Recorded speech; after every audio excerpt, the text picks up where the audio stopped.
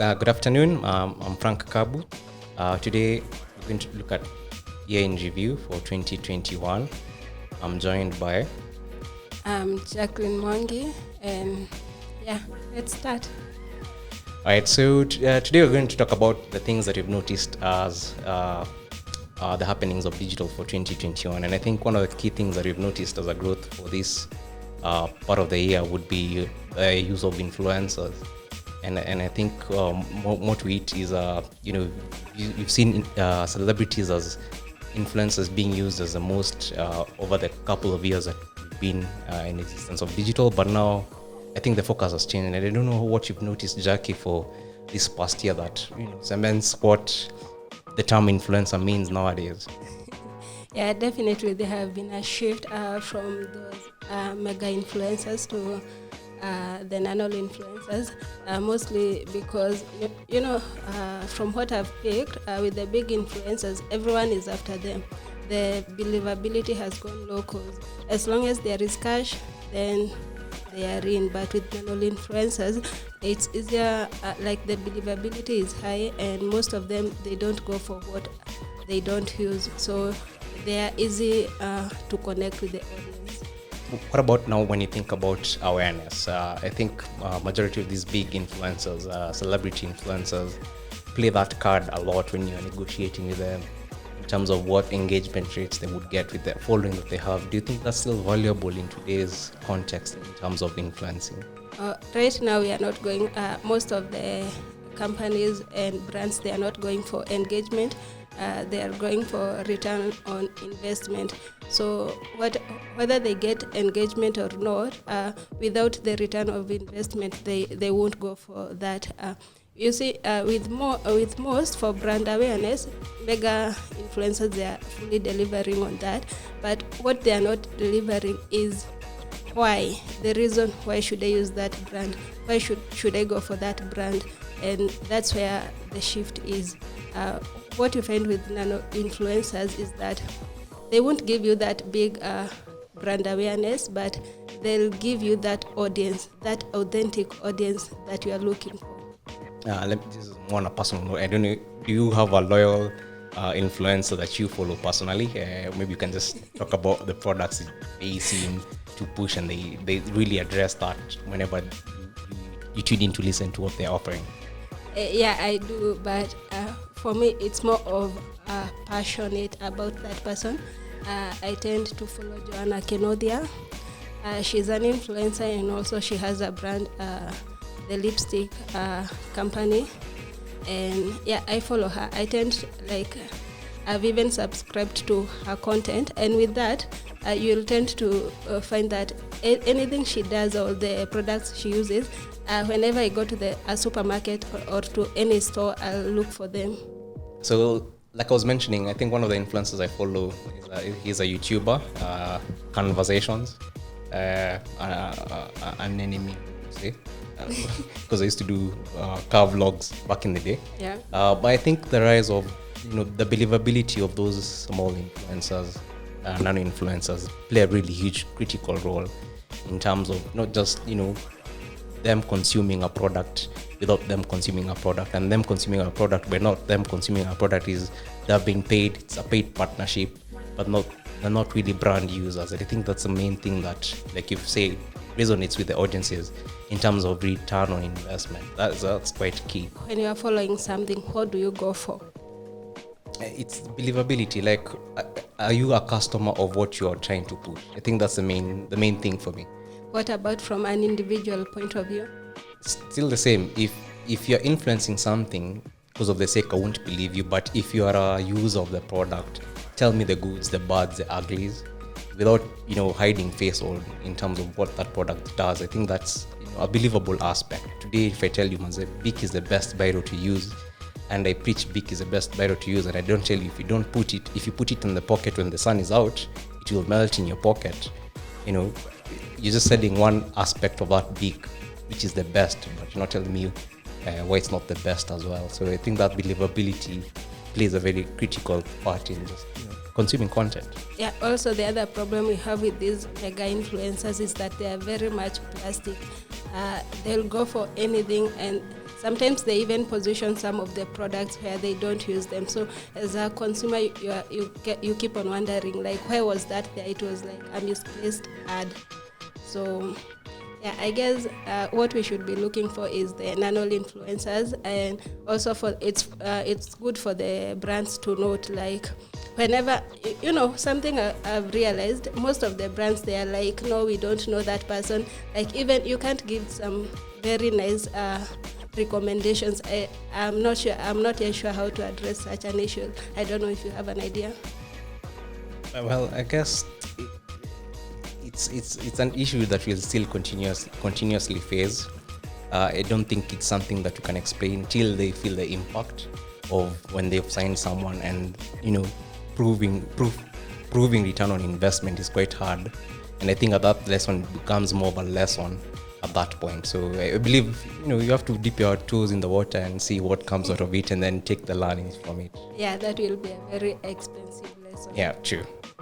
Well, another thing I think we've noticed, Spotify came into the market. I'm a big music streaming service fan. I don't know if you use Spotify or Apple Music or YouTube. I don't know. Personally, YouTube. Yeah. So Spotify came into the market. What are your thoughts in terms of streaming music services? There's been local ones like Mdundo. I can't discount them, hosting local music. But what are your thoughts on Spotify coming to the market? I see it as a growth, actually, in the music area and the audio area. But personally, I'm not that big on music. I'm big on blogs, so that explains why I'm big on YouTube. Yep. But with Spotify, definitely we'll see some growth in it, especially for our artists. From a point of view, when I think of Spotify, I think of the investment of an artist. Like, they'll start gaining from that, and I guess that's also a good thing. All right, I think one of the key things that we've noticed this year is we got privileged to do a lot of live events and live streaming to social media channels, and then just noticing from we're ending in 2021, and live audio has become something that is quite picking up. Yeah. There's been one platform that was at the frontier called Clubhouse, and then Spotify joined the bandwagon with Green Rooms, and then Twitter Spaces came on board as well. And I think it provides that medium in terms of connections from conversations point of view. Something that is good to know is what audience we are going for. People are not going for the conference kind of content. Yep. People right now, it's a more social world. So wherever there is a social conversation, I guess that's speaking. I don't know. Okay. But I'm not sure about Clubhouse, but for Twitter Spaces, I've interacted with it and I can see it like going somewhere. All right. So maybe you can expound on Clubhouse and Spotify. So this has been a find, I think, in Q2 of this year, and just coming to that live audio space. And kid you not, the first voice notes that was sent were in 2013 with WhatsApp. What? And that's how, from conversations when you're sending voice notes, and then we went to live sessions of video, and now we have the separation of live, where you can't just have live audio. So Clubhouse was the first just to experiment, where you were invited into a room and participate in the conversation without filters. I believe Zoom was really keen when they launched with the webinars, when you guys are presenting case studies or presenting presentations, and by default you're entered when you're muted. So that opportunity came about when audiences want to actually just portray what they're feeling at that moment without having to type. I think that's a very it's a connection in itself. It's very personal. It's very it's very open, and I think with that came about now Twitter saying it's an opportunity, and Twitter is a big boy. Clubhouse is a very small boy. Mm-hmm. But Twitter was like, hey, this is an opportunity that I think we can open up. And I think in May 2021, they launched. A month later, Spotify opened Green Room. So it's interesting to see, like, we're really growing granular in terms of trying to see where we can engage audiences, where the audiences can actually have a voice. Yeah, also I believe how the world was disrupted, like we can no longer have one-on-one meetings and all that. I think that's a contributing factor to the growth of the voice tools. Yeah, true. Yeah. Quite interesting, as in we so many things for the year in 2021 as year in review. Yeah. I think one of the biggest things that I never thought would be quite big was, I don't know how many. Do you know how many billion views there exist in one single day with YouTube videos, for instance? I've never thought of that, but come to think of it, with the world having around 8 point something billion people, it should be more than that. That's true. Another thing that is coming, I think this is more with technology. So I don't know how far you're going with voice. I think we all know Google Assistant, we all know Siri, we all know Alexa. Yeah. And I always have this feeling like at some point they're really listening in to the conversations. Yeah, they do. And at some point voice search will be something as well, where you're triggered, where you trigger something, ask Google something, and a result is read onto you. Yeah, come to think of it, Google has been having that option for quite some time, but how many people think about it? When you think of searching something on Google, do you think like you can talk into the computer and it tells you like what to come? I think I just tried for the sake of it when it came. But moving on, I think the biggest growth opportunity that presents is the automation of things. Mm-hmm. So imagine now cars are becoming more smarter, TVs are becoming more smarter, and I think as humans we're becoming more lazy. You picking up that remote and typing MKBHD video is becoming more of a chore than something that you can actually do. But with voice, that presents a really huge opportunity. Just like the same way, and this is a very bad example, when you have that telephone over here that I don't know, it has a term, and there's someone downstairs, for instance, and instead of you walking down to them, like, let me just dial in, hey, can you just come up? And that's how I see, as humans, we I think we're evolving to that automation level. We free up more time to do more innovative stuff. So I think these opportunities come in a good and a bad way. I think that's the trade-off with technology. Yeah. You're seeing it as a good, but we really don't know. Maybe it's a whole data bank and a data vault that maybe a couple of years from now, someone will be using that data to target you. That's true. Let me ask you, what do you think about privacy in context of this data economy? What do you think of that? When I think like there is no privacy, because I tend to think like my emails are private, but just the other day we had an issue with email leaks, and Google had to apologize for that. So I don't think there is any privacy with that. Definitely someone somewhere is watching, Big Brother is watching, Big Brother is everywhere. That's interesting.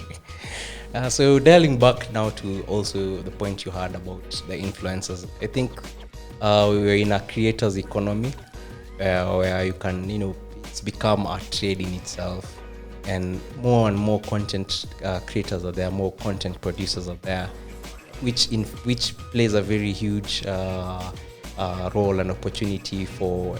There's a lot of noise, but how do you separate yourself from that noise?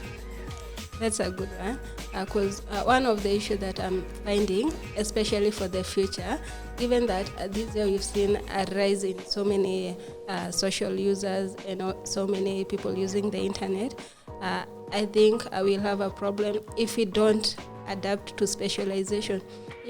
One of the issues I'm finding is that we tend to communicate for the sake. And the reason we do that is because we are yet to get the gist of it, of what to say, like who to talk to. And that's an issue, because when you think you are talking to someone, then you are sieving out the other person.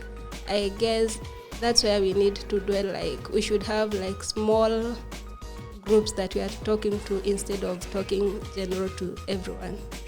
Yeah, that's basically blasting messages across just to get the few numbers instead of.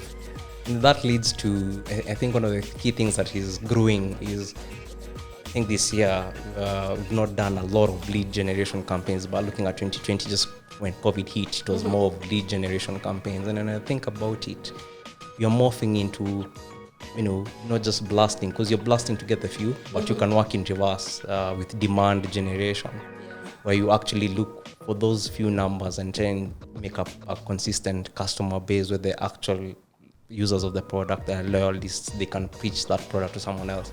And I think that's how marketing should be.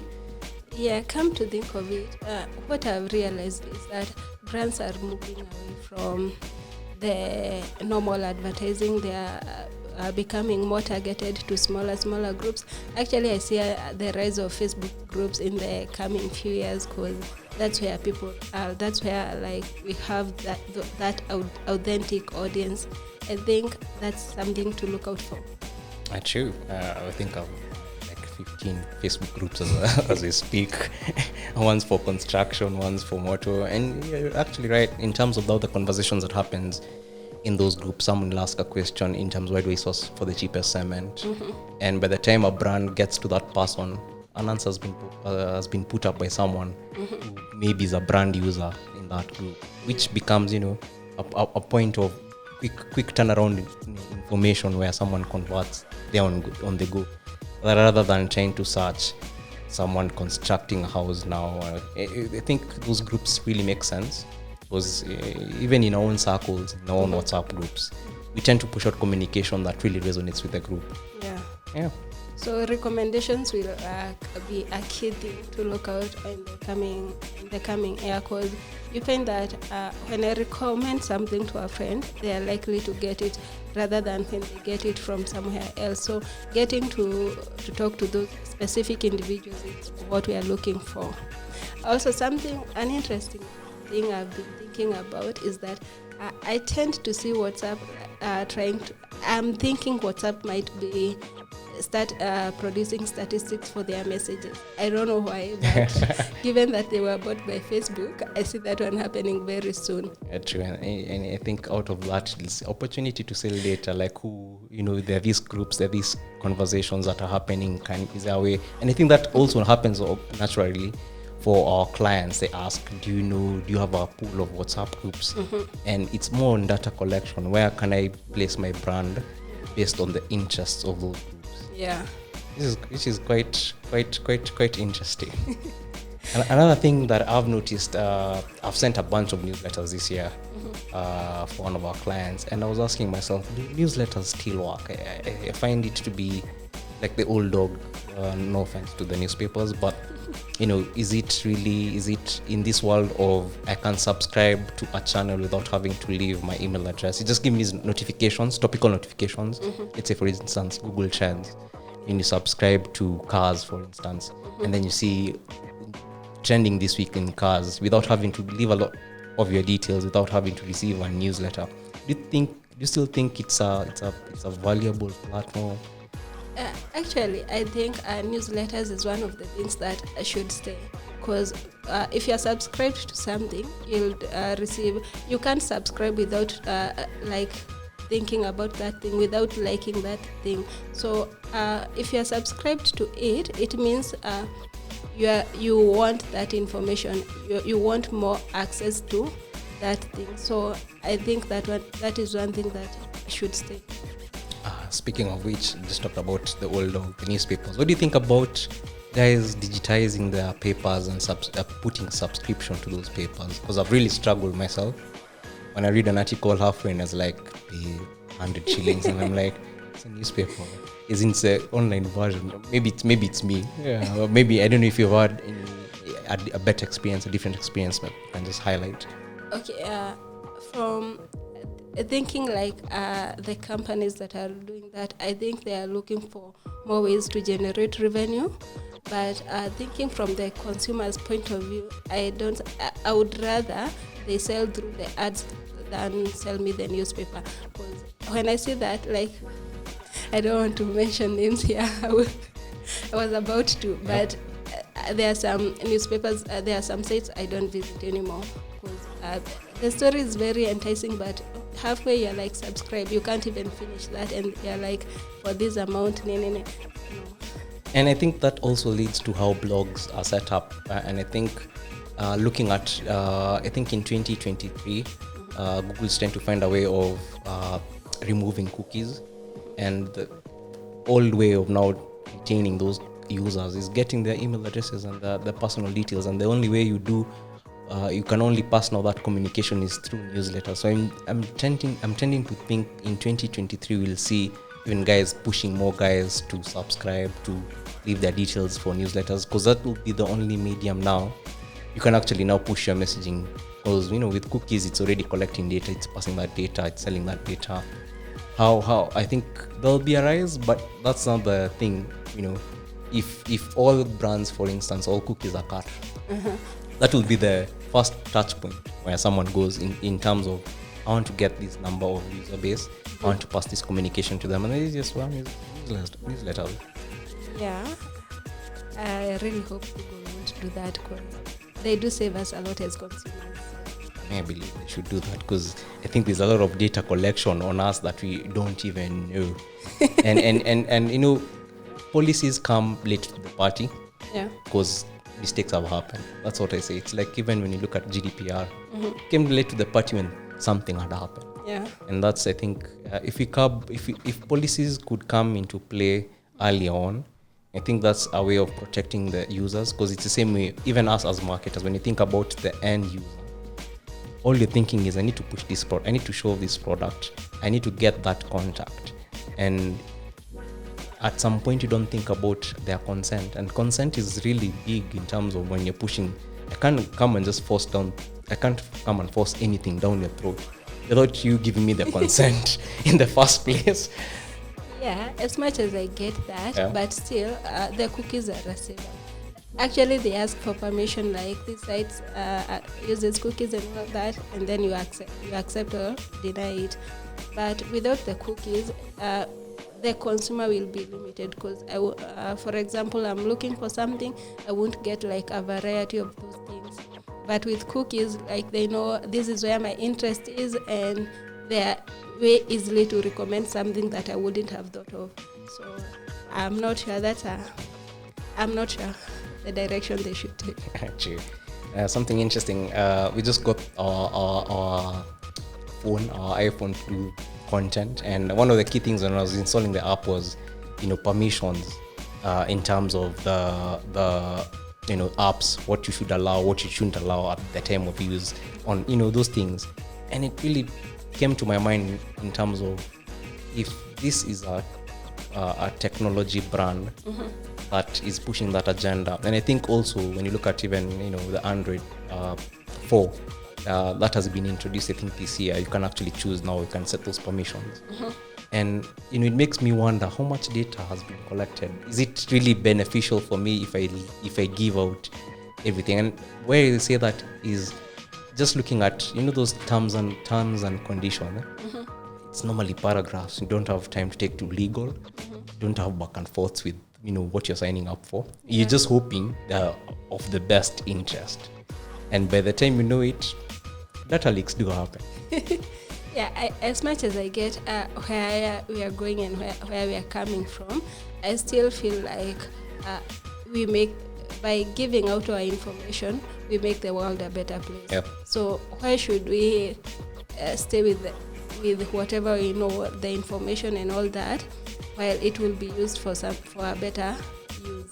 So I don't have a problem with giving out like the rights and everything.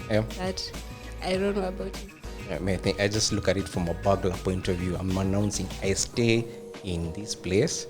This is the time I open my windows. This is the time I close my windows. So it's up to them to choose whether they'll come and pick my stuff.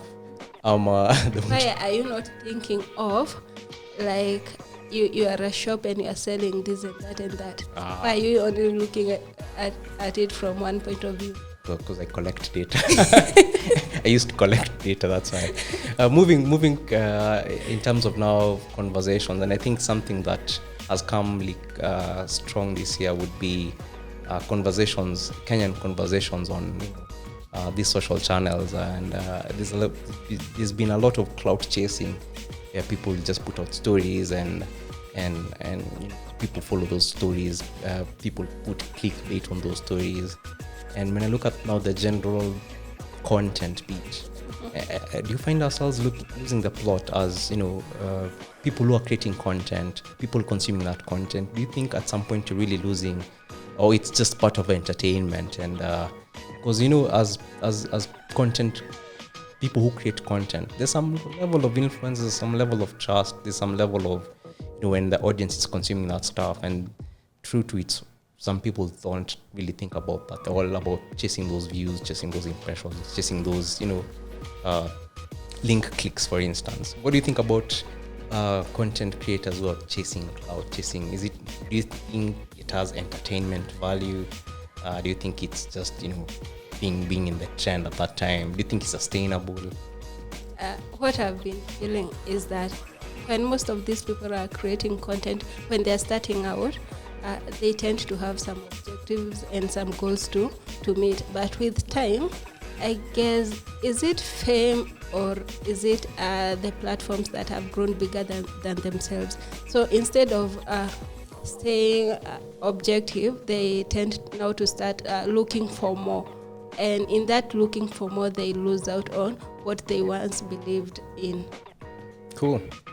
Coming to a close, what are you looking for December, or already in December? So next 2-3 weeks, what are you looking forward to in terms of opportunities you see in digital, opportunities within yourself? What do you think, what are you looking forward to?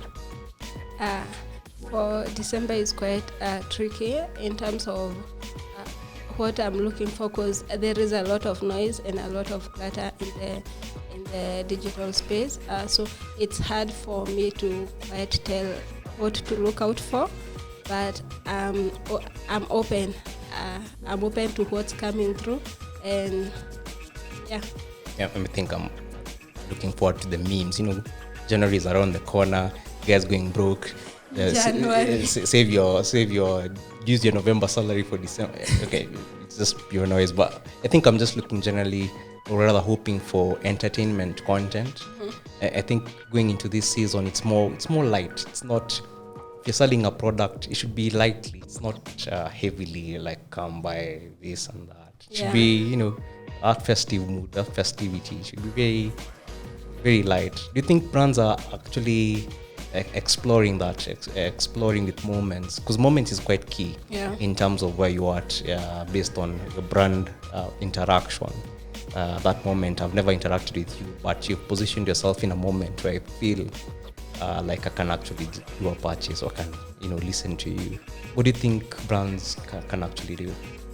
I think some brands are adapting to that, especially the financial sector, because you find that they are trying to be more relatable to people. Before we used to think, especially when we were growing up, we used to think like to be in a financial sector, you have to have the tie, the suit and all that. And right now they are relaxing, and I'm hoping things will change. Have you participated in any challenges, TikTok challenges, IG challenges? I think that's the highlight of when you came towards the end of last year.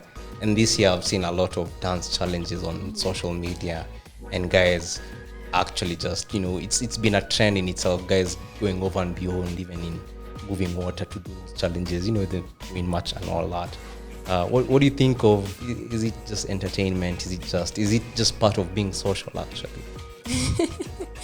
Okay, it's part of being social to start with, but personally I haven't participated. What I've realized with those challenges is that they started out with young adults between 15, 16 to around 25, but at the moment the older people are trying to get into the trends. Yeah, I'm not yet. I'm not yet there. Is it the same with Snapchat? I won't comment. You won't comment. So thank you guys. We've had a really good session. I hope you've had a lovely time as well. We hope to do this sometime next week. So peace. I'm Frank Kabu, your host, joined by... I'm Jacqueline Mwangia, and see you soon. See you soon.